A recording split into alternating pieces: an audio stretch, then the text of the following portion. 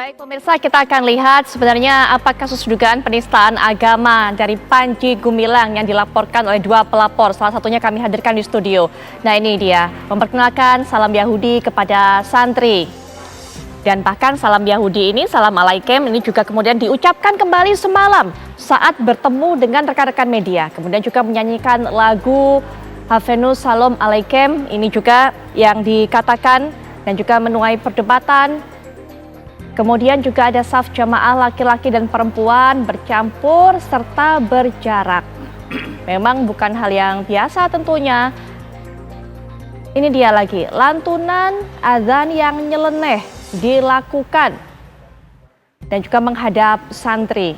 Memang banyak sekali yang dilakukan dalam rukun ibadah di Pondok Pesantren Al Zaitun ini yang menuai kontroversi. Kemudian juga menyampaikan bahwa Al-Quran bukanlah kalamullah, tapi kemudian karangan. Yang menarik juga tadi di sebelum jeda, kalau Anda sudah dengarkan bagaimana salah satu pelapor dalam kasus ini, Pak Ihsan Tanjung, yang mengatakan bahwa walaupun kasus ini dibawa ke ranah hukum, tapi kemudian hasil akhirnya bukan berarti harus ada pidana ataupun juga harus ada penjara dan juga kurungan, tapi juga bisa dikedepankan restoratif justice. Saya akan bacakan bagaimana kemudian atau harus ada syarat apa jika metode restoratif justice ini bisa dilakukan, yaitu tidak menimbulkan keresahan atau penolakan dari masyarakat, tidak berdampak konflik sosial, tidak berpotensi memecah belah bangsa, tidak ada radikalisme, separatisme, bukan pelaku pengulangan tindak pidana dan juga bukan tindak pidana terorisme, tindak pidana terhadap keamanan negara, tindak pidana korupsi dan juga bukan tindak pidana terhadap nyawa orang. MUI adalah salah satu pihak yang saya tahu betul, saya mendengarkan langsung dari beberapa narasumber dari MUI yang kami undang yang ingin sekali membawa ini ke ranah hukum. Bagaimana tanggapannya ketika tadi kemudian Pak Ihsan mengatakan restoratif justice masih bisa dikedepankan sebagai salah satu solusi mengenai hal ini, Prof. Utang? Ya, kada tim kita di lapangan menemukan data-data yang terkait dengan persoalan penodaan agama, terkait dengan persoalan penyesatan, terkait dengan persoalan kegaduhan yang menimbulkan instabilitas. Ya. Ada yang terkait dengan persoalan fikih yang kemudian menjadi sangat kontroversial. Ini kan semuanya harus diselesaikan dengan cara yang patut, ya. Dan kita melihat cara yang patut itu ya tentu melalui jalur hukum, karena memang di situ ada persoalan penodaan agama dan persoalan yang terkait dengan penyesatan. Dan di situ kan sudah tersedia ada pasal yang terkait dengan itu, pasal 156A KUHP, ya. Jadi ya memang kalau menjadi kebiasaan di Majelis Ulama, kalau ada aliran yang melakukan hal-hal yang seperti itu ya diproses secara hukum. Sebagai warga negara yang baik tentu harus taat hukum. Ya. Betul. Tapi kemudian apakah menurut Prof. Utang sendiri atau mewakili MUI, apakah masih bisa toleransi yang dilakukan oleh Panji Gumilang ini sehingga masih dibuka upaya untuk restoratif justice? Saya kira sudah tidak ada toleransi, ya, karena memang sudah terlalu banyak kesalahan yang dia lakukan, kemudian yang menimbulkan kegaduhan dan goncangan sosial. Dan MUI itu representasi dari umat Islam yang ratusan juta, dan di MUI sendiri tergabung 67 atau 70 ormas Islam yang rata-rata memang mendesak, mendukung MUI untuk segera memproses ini. Ya, jadi kalau MUI diam juga nanti digugat oleh ormas-ormas yang memang tergabung di dalam wadah Majelis Ulama Indonesia. Oleh karena itu maka ya jalan yang paling baik dan paling pantas, paling pas ya tentu diproses secara hukum. Baik. Supaya jelas kedudukannya. Ya. Dan biasanya kalau diproses secara hukum kan nanti ada endingnya, kan, ada penyelesaian yang lebih cepat supaya tidak terjadi goncangan dan gejolak sosial yang malah akan lebih berbahaya bagi kehidupan bermasyarakat dan bernegara, begitu. Baik, Pak Ihsan, kontroversi yang dibuat oleh Al Zaitun, oleh Panji Gumilang ini kan sudah lama, berulang kali, tapi kemudian surut, kemudian pasang lagi, naik lagi. Nah ini kemudian yang paling gencar pada tahun ini. Ketika kemudian Pak Ihsan mengatakan bahwa ini bisa kok dilakukan secara restoratif justice, asalkan pelaku ini mengaku kesalahannya, mengaku ingin bertobat dan tidak ingin melakukannya kembali atau mengulanginya, akankah itu kemudian menjadi jaminan bahwa ia sudah jerah? Ya, terima kasih Mbak. Ini menarik sebetulnya diskusi kita, ya. Yang poin penting yang menjadi target kami dari Forum Advokat adalah bagaimana kita menjaga stabilitas nasional, bahwa kemudian semua orang sama di hadapan hukum, tidak ada seorang pun yang kebal hukum, yang awalnya disampaikan bahwa tidak akan tersentuh hukum, dan kami sudah buktikan dalam waktu singkat dari penyelidikan sudah naik ke penyidikan. Ini membuktikan bahwa tidak ada orang yang kebal hukum. Nah kemudian yang kedua pertanyaannya, ini perkara mau kita bawa kemana? Ya. Nah gonjang ganjing ini kita jangan salah paham bahwa jangan-jangan ada orang yang senang dengan keributan. Jadi bukan hanya persoalan Panji ini, tapi ada orang lain yang kemudian menginginkan dalam suasana menjelang 2024 ini mesti rusuh. Nah oleh karena itu persoalan-persoalan ini penting buat kita kemudian segera selesaikan, segera kita netralisir di masyarakat, sehingga kita fokus ke agenda-agenda yang lebih besar daripada kita berkutat dengan agenda yang sebetulnya satu orang membuat ribut se-Indonesia. Baik. Maka oleh karena itu ketika dia sadar bahwa perkara dia sudah naik dari lidik ke sidik, berarti dia sudah ada bukti pidananya dalam proses hukum ini jelas terang bahwa dia unsur pidananya terpenuhi. Maka oleh karena itu tidak ada alasan lagi buat saudara Panji ini mengatakan bahwa dia hanya menyampaikan sesuatu yang kemudian tidak ada kaitan dengan hukum. Kenapa? Ini sudah diuji. Penyidik sudah mengatakan naik dari lidik ke sidik. Betul. Nah sekarang tinggal orang-orang di sekitarnya saudara Panji ini memberikan nasihat bahwa saudara itu sudah lewati batas, ini nggak boleh seperti ini. Kalau kemudian memang dianggap sebagai pimpinan pesantren, sebagai ulama, sebagai syekh, harus paham bahwa ukhuwah Islam itu juga harus dikedepankan. Maka oleh karena itu saya pikir ketika beliau sadar minta maaf kepada umat dan mengkoreksi semua perbuatan dia dan mengatakan bahwa dia salah, siap dibina oleh MUI, siap patuh kepada Kementerian Agama untuk dibersihkan dari ajaran-ajaran yang ada di Al-Zaitun. Saya pikir itu penyelesaian hukum yang cukup adil sebetulnya. Baik, jadi Ya, ini semua jadi- cukup selesai dengan pengaku salah, meminta maaf, dan juga kemudian tunduk terhadap MUI itu berarti, Pak Ihsan? Pembinaan tadi perlu pembinaan. Baik. Kan gini, dia mengatakan kurikulumnya sesuai dengan Kemenak. Tapi apa yang dia sampaikan Ya. itu tidak selaras antara yang Baik. diucapkan dengan kurikulum. Baik Pak Ihsan, karena ini Iya. merupakan tantangan besar juga, karena selama saya ini kan menambahkan Mbak Putri terkait dengan ini tadi. ya, Jadi memang di MUI sendiri ada prosedur yang memang seperti yang disampaikan oleh Bang Ihsan tadi. Oke. Jadi kalau ketika klarifikasi kemudian yang bersangkutan itu menyatakan diri dan hitam putih itu menyatakan diri siap dibina oleh Majelis Ulama Indonesia dan mengaku bersalah, baik. kemudian bertobat dengan prosedur tobat, itu memang bisa selesai dengan cara penyelesaian seperti itu. Nah kemudian nanti diakhiri dengan kalau memang yang bersangkutan itu menyatakan tobat dan tobatan nasuha, kemudian hitam putih menandatangan di atas kertas, itu nanti keluarnya bukan fatwa itu, keluarnya itu hanya tausiah.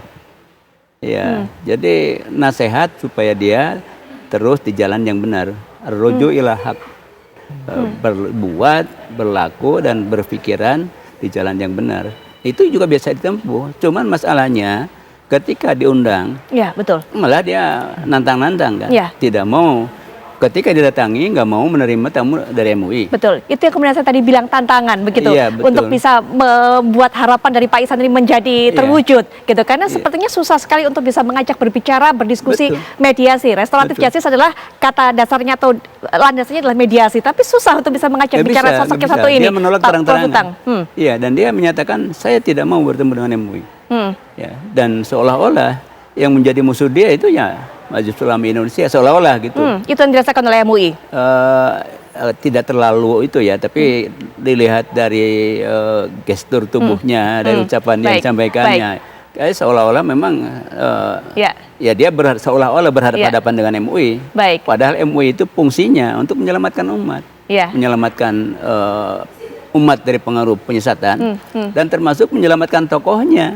Ya, tokohnya itu kalau mau ya diselamatkan karena sebenarnya musuh manusia itu setan, Baik, bukan baik. manusia. Bukan Manusia itu juga. tersesatkan. Baik. Manusia itu korban sebenarnya. Menarik ini Iya. kita berdiskusi lebih lanjut menyikapi apa yang menjadi pernyataan dari Pak Ihsan tadi. Tapi Prof. Suparji juga mungkin punya pandangan untuk bisa mengetahui mengenai hal ini lebih lanjut, karena tadi Pak Ihsan sudah mengatakan bahwa kalau memang ada permintaan maaf, mengaku bersalah, bersedia untuk dibina, termasuk juga dengan MUI, ini selesai semuanya. Tapi apakah kemudian jalur pidana ini bisa menerima itu semua, sejalan dengan hal itu, Prof. Suparji? Ya, pertama dalam proses penegakan hukum, testing stone atau batu ujinya kan jelas, yaitu norma yang berlaku, kemudian teori dan asas hukum yang berlaku, ya. Maka kita cek bagaimana norma hukum yang berlaku. Apakah memang ada substansi yang memungkinkan terhadap penistaan agama itu menggunakan pendekatan restoratif justice. Pada sisi yang lain juga kita mengenal bagaimana asas hukum harus ada kepastian hukum. Dan waktu Pak Ihsan juga mengatakan bahwa tidak boleh ada diskriminasi siapapun di depan hukum. Maka ini menjadi catatan penting bagaimana sebelumnya gitu ya, kasus-kasus penistaan agama itu tidak ada yang menggunakan pendekatan restoratif justice. Memang betul bahwa arah dari sebuah sanksi itu adalah menjerakan dan sekaligus mengedukasi. Menjerakan dengan ada penyadaran dan meminta maaf. Dan selanjutnya adalah tadi ada substansi untuk melakukan pembinaan.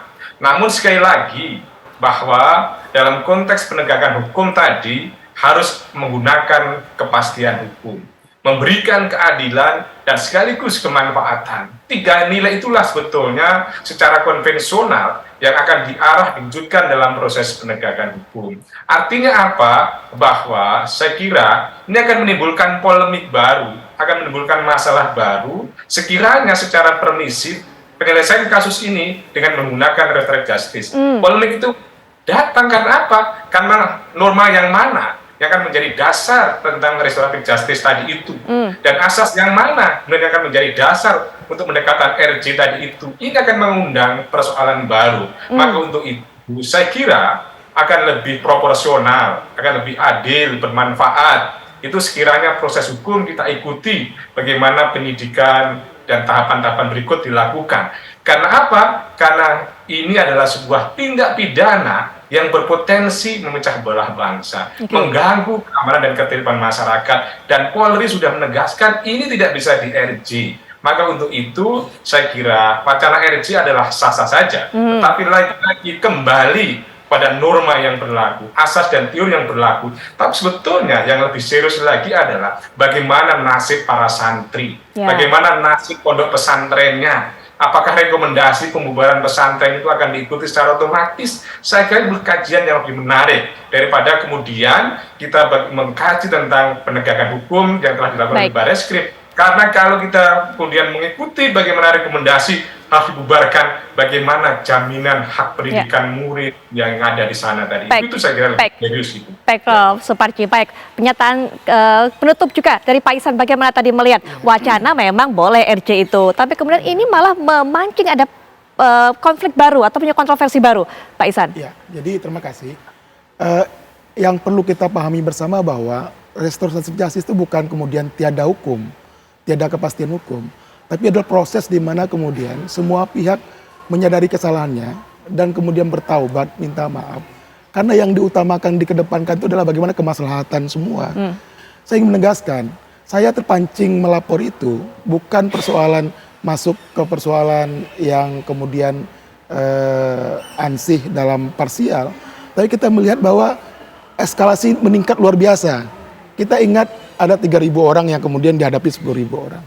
Nah kalau kita biarkan ini di jalanan, pengadilan jalanan, ini akan membuat situasi hukum tidak dipercaya oleh umat. Tapi dengan seperti ini, umat yang tadinya demo di depan Al-Zaitun, saya yakin mereka akan pulang dan mengatakan bahwa ternyata saudara Panji Gumilang sudah dinaikkan dari penyelidikan ke penyidikan. Artinya beliau tidak kebal hukum. Itu yang ingin saya katakan sebetulnya. Gitu ya. Baik, berikutnya mungkin terakhir juga penutup sikap MUI.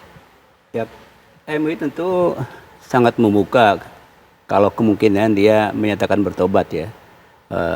Kenapa orang yang mau bertobat tidak diterima? Ya Allah saja Maha Pengampun. Tetapi kalau kita melihat faktanya dan apa yang disampaikan oleh Panji Gumilang ini di media sosial terutama sangat kontroversial dan sudah sangat mendalam, sangat banyak sekali masalahnya.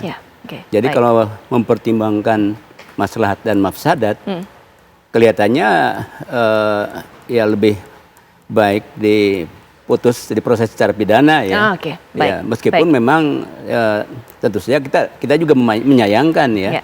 Kalau seorang pimpinan pesantren lalu berakhir di Penjara. jeruji besi ya. Oke. Tapi karena memang melihat faktanya yang mengkhawatirkan dan memang sudah seperti itu kenyataannya, dan dia sendiri memperlihatkan memang tidak mau kompromi dengan para ulama, dengan umat yang lain begitu. Akhirnya ya apa boleh buat. Baik. Tapi sekali lagi, kalau dia menyatakan siap bertemu dengan MUI dan siap bertobat di depan Majelis Ulama Indonesia, tentu kami akan memaafkannya begitu. Baik, Prof. Baik. Utang, terima kasih sudah hadir memberikan informasi mengenai bagaimana langkah ataupun juga sikap MUI. Kita akan terus tunggu bagaimana perkembangan kasus ini. Pak Ihsan juga terima kasih Ya, sudah sama-sama, berkenan Bu untuk Putri. bisa memberikan pandangan dan juga apa atau menjelaskan kepada kita apa sebenarnya tujuannya dari pelaporan ini.